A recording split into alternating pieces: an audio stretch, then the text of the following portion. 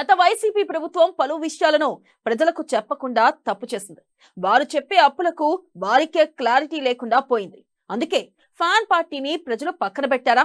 ఇప్పుడు కూటమి ప్రభుత్వం కూడా చెప్పి మరి తప్పులు చేస్తుందా? ఇంతకీ వారు చేసిన తప్పులేంటి? వీళ్ళు చేస్తున్న మిస్టేక్స్ ఏంటి?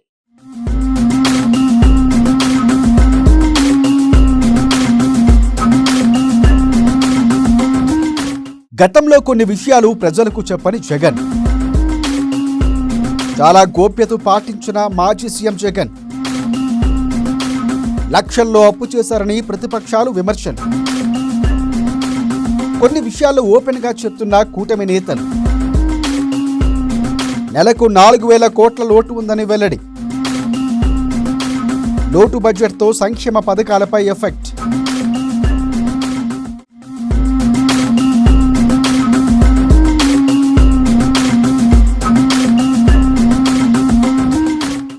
కొన్ని విషయాలు ప్రజలకు చెప్పకుండా ఉంటేనే మంచిదన్న ధోరణితో వైసీపీ అధినేత జగన్ తన పాలనా కాలంలో వ్యవహరించారు. దీంతో దాదాపు అన్ని విషయాలు కూడా చాలా రహస్యంగానే సాగాయి. కొన్ని విషయాలు అయితే ఇలా ఎందుకు చేస్తున్నారన్న ప్రశ్నలు కూడా తెర మీదకి వచ్చాయి. అలాంటి వాటిలో కీలకమైన అంశాలు అప్పులు, ల్యాండ్ టైటిలింగ్ యాక్టు, ప్రత్యేక హోదా, పోలవరం ప్రాజెక్టు, అమరావతి వంటి అంశాలు కూడా ఉన్నాయి.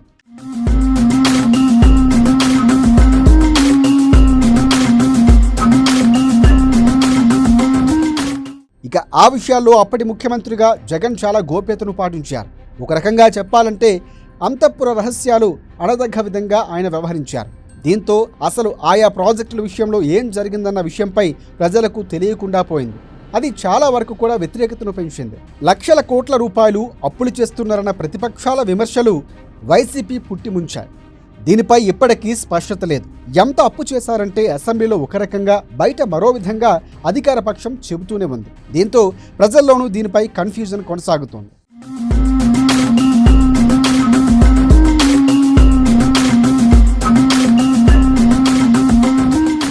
ఇక ప్రస్తుత కూటమి ప్రభుత్వం విషయానికి వస్తే కొన్ని విషయాలు ఓపెన్గా చెబుతున్నారు.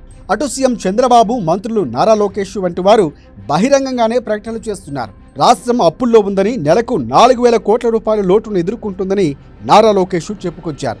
ఇక పార్టీ ప్రభుత్వం వచ్చి 7 మాసాలైనా ఇంకా వ్యవస్థలు గాడిలో పెడుతున్నామని, జగన్ చేసిన తప్పులు సరిదిద్దుతున్నామని చంద్రబాబు చెబుతున్నారు. అంతేకాదు ఆయన బాటలోనే మంత్రులు కూడా నడుస్తున్నారు.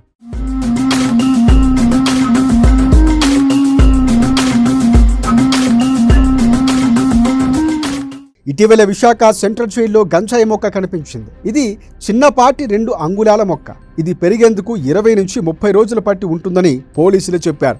కానీ మంత్రి అనిత మాత్రం ఈ పాపం జగన్దేనని తీర్పు చెప్పారు. ఇక అప్పులు చేయాల్సి వస్తూ ఉంటే దాన్ని దాస్తున్నారు, కానీ లోటును మాత్రం చెబుతున్నారు. ఇలా కొన్ని విషయాలు చెప్పడం తప్పు కాదు, కానీ వాటి వెనుక సంక్షేమ పథకాలు నిలిపివేస్తున్నారన్న సంకేతాలు కూడా ప్రజల్లోకి పంపుతున్నారనే అభిప్రాయం వ్యక్తమవుతోంది. అంటే అప్పట్లో జగన్ చెప్పకుండా తప్పులు చేస్తే ఇప్పుడు కూటమి సర్కారు కొన్ని విషయాలు చెప్పి తప్పు చేస్తుందన్న అభిప్రాయం ఉంది.